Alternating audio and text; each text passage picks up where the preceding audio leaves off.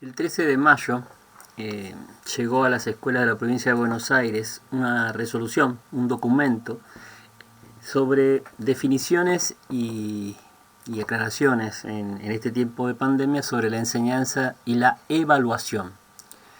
El documento se distribuyó también en reuniones de los equipos directivos a través de, del comunicado de las inspecciones correspondientes, tanto en nivel estatal como en privada. Y la idea es, el documento trata de dar definiciones sobre la enseñanza y la evaluación en estos tiempos de pandemia, en este aislamiento social obligatorio.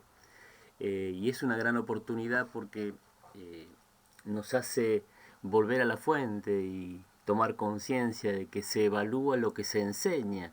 Y entonces esta situación ha modificado la enseñanza. No hay presencialidad, no estamos acompañando presencialmente el aprendizaje de los alumnos.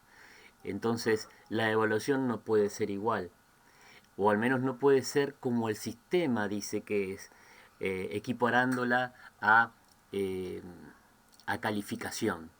La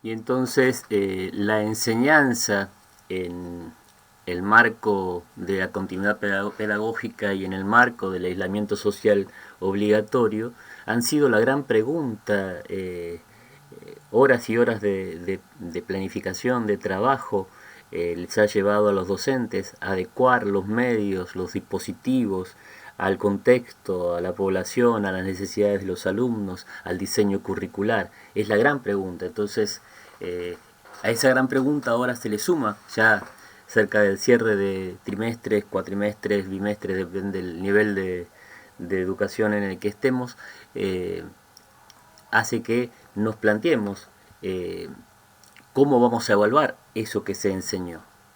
Y, y bueno, voces hay muchas, voces que nos dicen que se tiene que evaluar lo que se enseña. Entonces, ese es un gran desafío.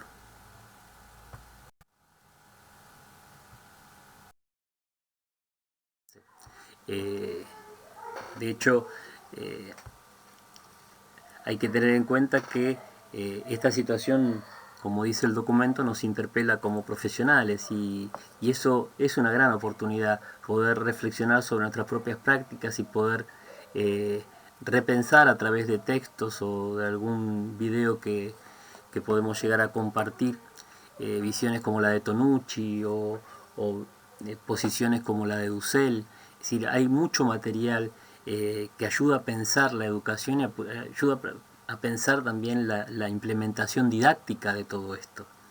Eh, Nos convoca a proponer contenido de enseñanza y estrategias para el acompañamiento en esta contingencia. Fíjense que aparece muy marcado el tema del acompañamiento, cómo acompañamos a la distancia, cómo estamos al lado de ese alumno para que deje la zona de confort y se anime a aproximarse a la zona de desarrollo próximo, en la que el docente sigue teniendo que intervenir.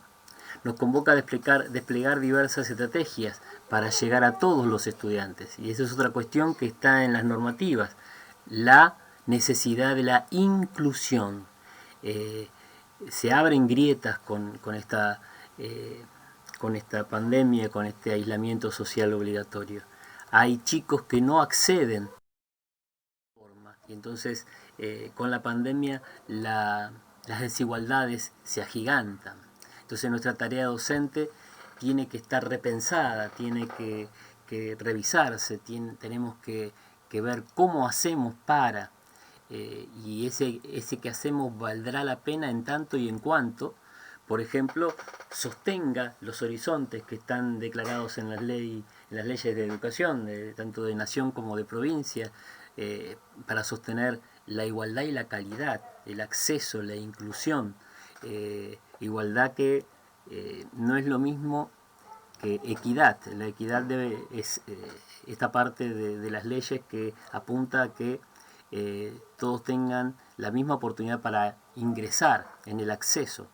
La igualdad es mucho más amplia porque está diciendo que no solamente van a ingresar al sistema educativo, sino que van a egresar de ese sistema educativo en igualdad de condiciones, con la misma calidad.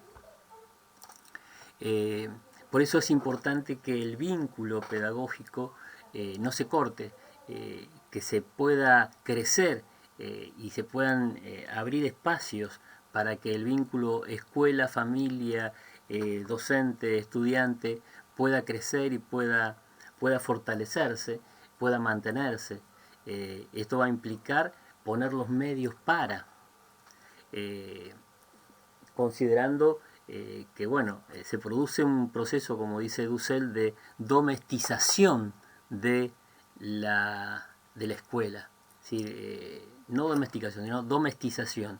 La escuela se mete en el domo, en la familia, y la familia se mete en el área de la educación. Como que los límites, a pesar de la distancia, se hacen difusos, y entonces tanto docentes como alumnos, sobre todo en las primeras etapas de esta cuarentena, hemos estado sobrecargados de tareas y bueno, y no nos hacía bien, y seguramente porque todavía no terminábamos de adecuarnos o de contextualizar cómo era todo esto de enseñar virtualmente, de enseñar a la distancia.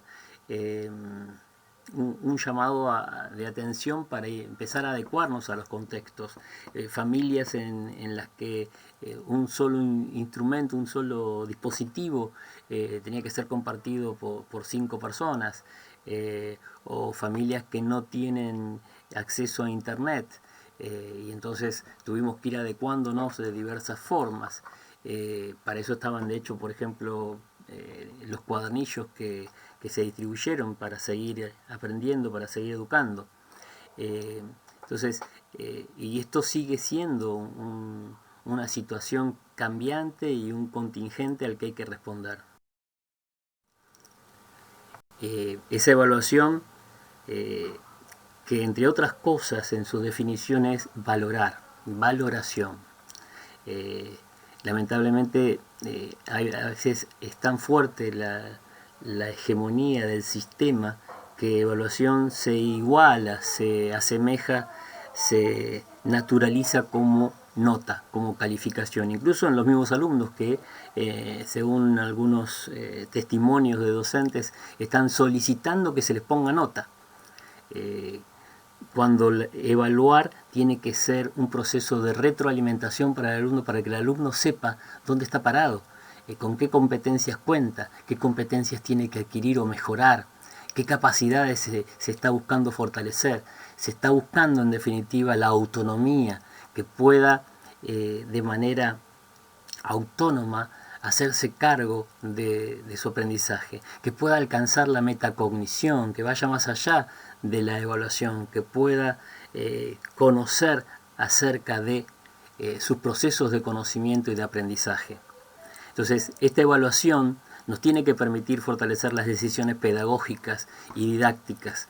Esta evaluación tiene que implicar planificaciones y acciones que justamente busquen retroalimentar la función del docente, la función de la misma evaluación y la relación con ese alumno. Entonces, es una gran oportunidad para poder enseñar también acerca de la evaluación. La evaluación no es solamente una calificación, la evaluación es mucho más rica que eso. Quien aprende a valorar un proceso, una trayectoria, se está haciendo dueño de su propio proceso. Así que eso es muy, pero muy importante y hace mucho bien. No vamos a dejar de lado los temas incluidos en los diseños curriculares o la acreditación del primer trimestre del año, dice la Dirección General de Cultura y Educación. Está diciendo, bueno, seguimos, el diseño sigue en pie, pero no vamos a usar la misma lógica de siempre, una lógica lineal que dice llegué hasta esta parte del contenido, no porque no hay evidencia de que haya habido enseñanza y de que haya habido aprendizaje sobre todo. Entonces, la presencialidad no está. Entonces, esto es una una forma de posponer, de estirar, de dilatar este diseño curricular en el tiempo. Bien dicen que el tiempo es superior al espacio, entonces habrá que esperar. Estos temas serán atendidos más adelante cuando nos encontremos en un nuevo escenario con otras características y habiendo avanzado el recorrido de los contenidos planificados. Entonces por eso se hace necesario que se lleve registro de los trabajos de los alumnos y del trabajo del docente. Hay que preservar los materiales realizados por unos y por otros. Entonces, después se verá cómo se evalúa, cómo se valora el proceso, cómo se equiparan, cómo se avanza, hasta dónde se avanza y en qué tiempo. Porque también se está hablando de que el 20 pueda tener contenidos que son parte del 2020 que, bueno, ha sido afectado de esta manera. Entonces, acá nuevamente en el documento vuelven a diferenciar de la evaluación una parte que es la calificación. Evaluar es para mejorar y reorientar los procesos de enseñanza y de aprendizaje, no para calificar solamente. La calificación es un pedido del sistema, es una forma de acreditar capital cultural para la inserción laboral. Entonces, por eso tiene tanta fuerza. Pero no es lo único que se puede hacer. No obstante, las decisiones para calificar se basan en decisiones en ciertas condiciones y en información sobre los procesos educativos que hoy no son posibles de dimensionar. Eh, Estamos en un momento en que los docentes enseñan y los estudiantes aprenden. Es decir, como en las palabras del ministro Trota, no estamos en tiempo de calificar, sino es un tiempo de seguir enseñando.